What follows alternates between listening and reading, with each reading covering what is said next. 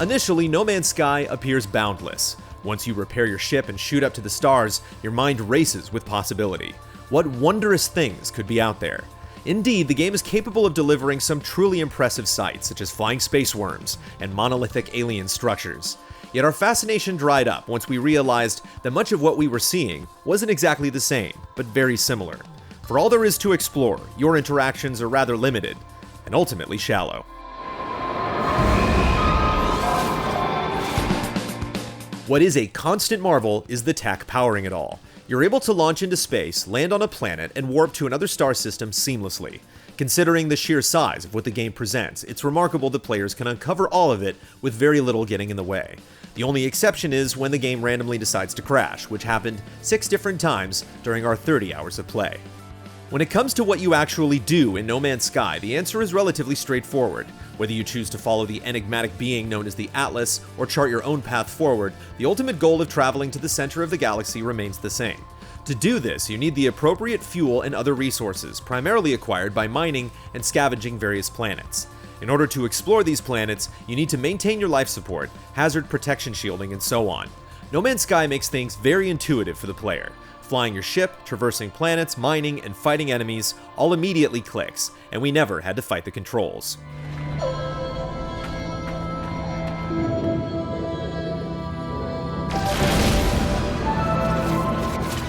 Common resources needed to keep you going are in such abundance regardless of where you land. This is done to ensure that you don't get stuck anywhere, but it doesn't make the resources any less of a chore to gather, since there's never any real desperation. In fact, it's rare that you're ever in danger at all while playing No Man's Sky. Whether it's space battles, fending off the mechanical sentinels, or blasting away aggressive wildlife, not much puts up a fight, even with the most basic of weaponry. If you do find yourself in a sticky situation, just hop in your ship and travel to a more agreeable planet. Having so little to fear kills the desire to actively seek out weapon upgrades. Managing your inventory is a hassle, especially early on. You start with very few inventory spaces, making it hard to go more than a handful of minutes without having to clear up room. Eventually, you can upgrade your inventory by finding relatively common drop pods, which alleviates things a bit. Ships also have their own inventory to store things in, so saving up for a bigger ship with more space is a worthy investment. It's also a pretty fulfilling moment when you can finally afford a sleek new way to blast across space. Storage isn't the only issue, however. Nothing is more aggravating than having to recharge the shield on your suit or ship during combat. Since there's no way to do it without pulling up a menu, the whole process completely takes you out of the moment. Usually, there's only a solitary life form at any particular location, and what they have to say tends to boil down to a simple question. If your answer appeals to them, they'll give you a reward such as a blueprint for an item or upgrade. These questions tend to be rather trivial to figure out, and even if you get it wrong, it doesn't feel as though you're missing out on much.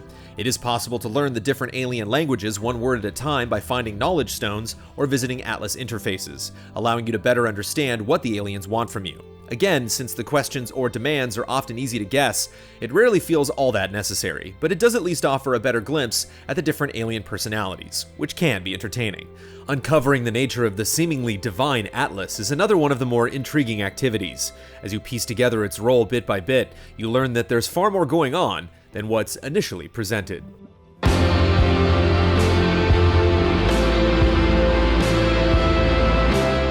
Perhaps some of the problems with No Man's Sky would be less noticeable if there was more to do, or if the available activities didn't feel so thin. If a planet contains life, you can seek it out, scan it, and then rename it to whatever silly thing you want. Players are rewarded with currency for doing so. As with many things in the game, this is very enjoyable at first. There's an inherent pleasure in tracking down the sometimes awe-inspiring, sometimes abhorrent creatures the game's algorithms spit out. Feeding the creatures can result in them leading you to resources. The issue is that once you've cataloged animals on several planets, the drive to keep doing so slowly evaporates. There are no new challenges to pull you deeper. It doesn't help that the more you play, the more you realize the wildlife is just a combination of parts, and many animals start to look familiar. Exploring simply for the sake of it is difficult if what you're finding isn't all that unique or otherwise spectacular. The sensation of diminishing returns extends beyond the flora and fauna. In the first 10 or so hours, the prospect of uncovering new alien words or abandoned buildings is an intriguing one. It doesn't take long to notice, however, that so many of these things are generated in a very predictable way, weakening the mystery. Often, it's as though a template is merely being shifted around a bit.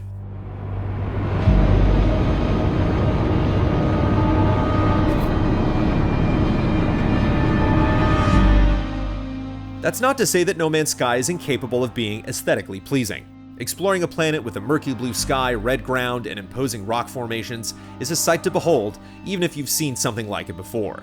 It's a testament to the game's strong art direction. All of the alien species have a distinct flavor that's easy to appreciate, whether it's the proud Vy'keen warriors or the electronic Korvax.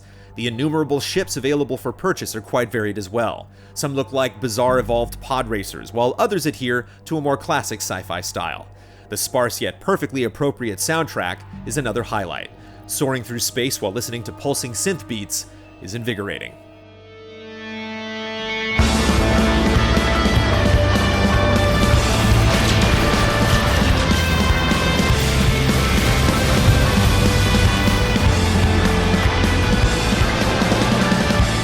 While No Man's Sky is engrossing for the first few hours, repetition starts to set in and the proceedings grow dull. The developer stated that they plan to add significant features such as base building, which could dramatically change the game for the better. There's a promising foundation present, so it's possible to envision a more substantial game down the line. As it currently stands though, our excitement to cross the universe faded sooner than we expected.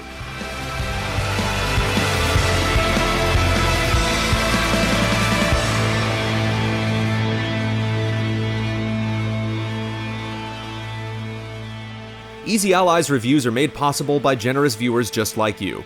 If you like what you see, check out patreon.com/easyallies to see our other videos, and consider becoming a patron to help us make more.